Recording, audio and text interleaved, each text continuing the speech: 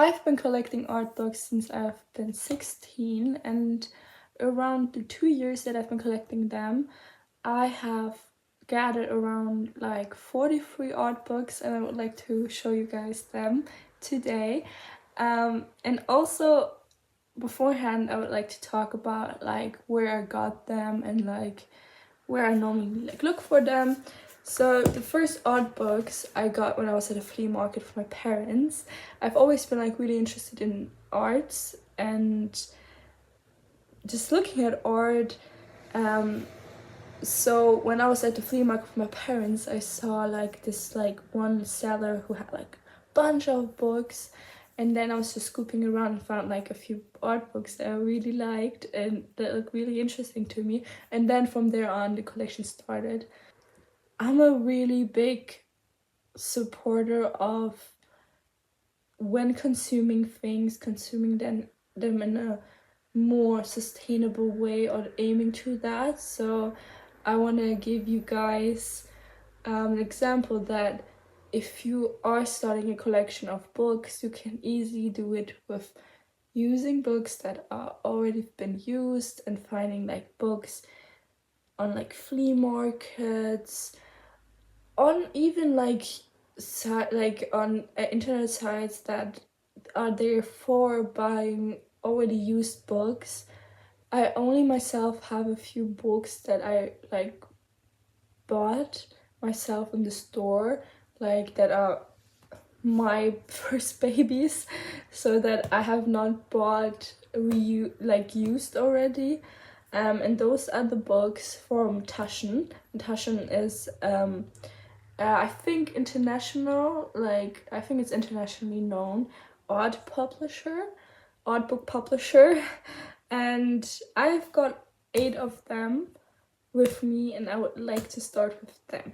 I newly got 4 Taschenbücher, and I have in my collection for the first time in my Taschenbücher books have a book about art genre, or like art genre, and that was this one. So this is one of the ones that I newly got. It's about abstract art, and I'm a really big lover of abstract art. I think it gets a lot of hate for no reason, but it gets a lot of hate, especially for people who are not around the art bubble or are not interested in art.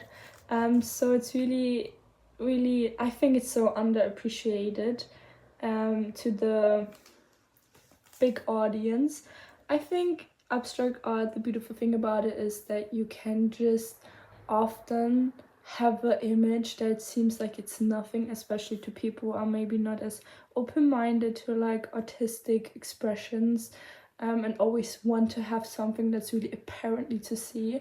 So it's really the really beautiful thing about abstract art, that it is something that seems like nothing, but if you really sit down and look at it, you can find a meaning and like just a feeling for yourself. So it is the genre where the art pieces can mean so much to people, so different things. You can look at an art piece, an abstract art piece with your friends, and you can feel completely different things about it and view them differently, which is of course the case in other art genres as well, 100%. But I think with abstract art, it has something really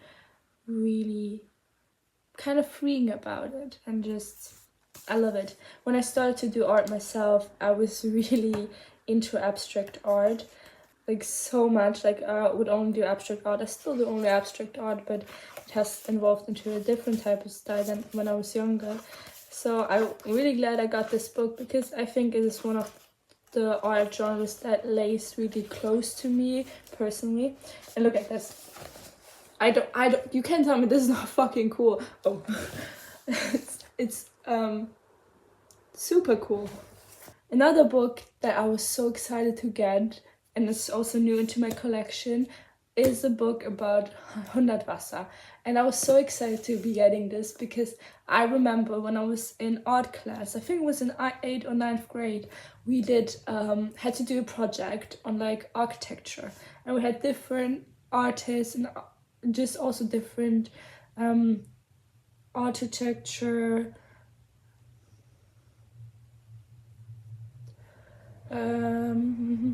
Architecture. I would say genres. I know it's the wrong word, but I hope you get what I mean. So different architecture genres and also architectures. And I got assigned 100 Wasser, and I'm really glad about that because I love 100 Wasser's architecture style. I love it. When I was traveling to Berlin, there is a train station called Uelzen. So it's a town called Uelzen, and they have 100 Wasser. I don't know, because I'm speaking English, I'm want to pronounce 100 in 100. 100 Wasser train station, and it's designed in the style of like his architecture, and it's just the most beautiful train station I've come across. And this is the book. I also love like his art, like his painting as well, and I also really like how Taschenbücher books are designed. I really love his art. I don't know, it just kind of feels like you are trapped inside of his brain because he has such a unique way of like working with color, and it also has like a style that's really just him, and it's just it just really makes me feel like I'm exploring his mind, and that's really a beautiful thing when you feel like when the artist has so much uniqueness to their art, it just feels like just a piece of them, a part of them. So next one, I have Van Gogh. Here you go. I'm also really happy to have added this into my collection. I used to have like a poster of a self-portrait on my wall until my mom was, I don't know, getting rid of it. I really love his color work as well, like so beautiful. Can you look at those guys? It's so beautiful. Oh, it's just so beautiful. We have like, I got this. I used to have this as a poster hanging right there. And I don't know, I think my mom was once cleaning my room and like really deep cleaning it. I don't know where that poster went. Another one of the more recent ones I've got is from Sheila. And before, I want to emphasize first of all that if I butcher any names, I'm so sorry. I'm even bad at saying names in my like languages that I can speak, in the language that I'm most fluent in, German. So I remember I used to do like I did like 2 weeks working at like this kindergarten, and there were German names. It took me I'm really good with names, like remembering names, but it took me 5 days to know how to pronounce those names right, and they were just like German names. So I'm really sorry if I like butcher any names. I know it's really disheartening when people like say your name wrong. I know that because I also have like a Turkish name in Germany, and it's been said wrong all my life. I just go by it since I've been growing up basically, and it can be like really taking away. I'm I'm going into a deep round, but it can really take away a lot of like who you are and also like your ethnic background. So I'm really sorry when I say names wrong. This one, I really love his art. I think he's the type of person that has a very nice like handwriting in his art, because his art is so unique to him. Like you see a piece of him and you see, yeah, that's his, it's just like belonging so much to him, and he has like found an art style to himself that really works well and looks really beautiful. And also really like the way he does colors. It sometimes has like a really I have to Google. Cloudy. It sometimes has a really cloudy color scheme to it. I don't know if you guys can get what I mean. I just feel like for me it seems sometimes like really cloudy. And also I love this piece of work. It's so beautiful, like with the reflection. I'm glad I got this. So we will come to my older art books that I've had since like a longer time from the art book publisher Taschen. So I have to, oh no, I forgot her. How could I forget her? She's also one of the newer books. As in comparison, guys, this is what the older ones look like. They're a bit more yellowish. The ones that I've already had for like like over a year at least. Ta-da! I don't know if these are older releases because they have like a paper cover around them, and the ones that I showed you just now, except the abstract art book, doesn't have like a paper cover. Just for you guys to see. If you take it off, it's just like a plain white and the name of the artist. So this is my dear Frida Kahlo. I don't know how I forgot that I had that book. It was just hiding underneath all the ones. I think she has a really interesting life story. It's really interesting. I also really like her art. It has like a very intense and beautiful way of like her dealing with what she's lived through in her life, and just like her entire like life story, and just seeing that she puts her life and herself as her main motive, because you know, what don't we know best than ourselves and our own story? So it's really, really beautiful. A bit foreshadowing. I also have like a little comic of hers that's also my art collection. But yeah, this is the Taschen book that I have of hers. Oh, also I went to like a one-woman show about Frida Kahlo, which was such a good experience. I went with a really close guy friend of mine, and it was like really nice. It was so... Okay, so we will get to the last 3 ones of the Taschenbücher, which I had the longest. I think I've got... I'm gonna be honest, I think I got this one first. This is a name I can't really pronounce so well. Kuyat? Maybe we should do like a drinking game of me butchering names. But so there you can see him. A really interesting artist. Really interesting. I love his art. It has a beautiful way of working with colors, and just like vibrant colors, and also black, and it's just so interesting. It's so lively. I think like it just feels like there's so much, like in a lot of his work, it just feels like there's so much going on, and there's just like this lively movement in them, and just it's so interesting to look at. I love also how he incorporates in like words into his art. I mean, he started as a graffiti artist, so it's like really, really, really, really like such an interesting artist. Then we go to this. I think he's probably the oldest artist that I have in my Taschen book. Not probably, he is the oldest artist that I have in my Taschen book collection. He was somebody who did like a traditional Japanese, like he's a Japanese artist. He was one of the, I think the last big artist in that tradition. I'm gonna put it here. Right here. So they basically put on like a wood, they cut a motif, and then with color they press it on paper. Really beautiful. I really like his work. It has a really, like the colors are really like warm mostly, and I think it has like a really comforting, just like a really comforting energy when you look at them. Like this is probably his most known one. I think everybody that's a bit surrounded with art knows this. August Macke. That's also like a good choice of picture, like really, really, really sweet. One time I have an TikTok art account, and one time I did a live showing some of the art books, and I got banned because I showed an art piece of him with titties on. There's actually people on TikTok who do really weird TikToks, you know, and I got banned for some painted tits. The account is still on though, but I was banned for like live streaming, which is actually pretty okay because I never reached the audience that I wanted, so it was this picture I got banned for.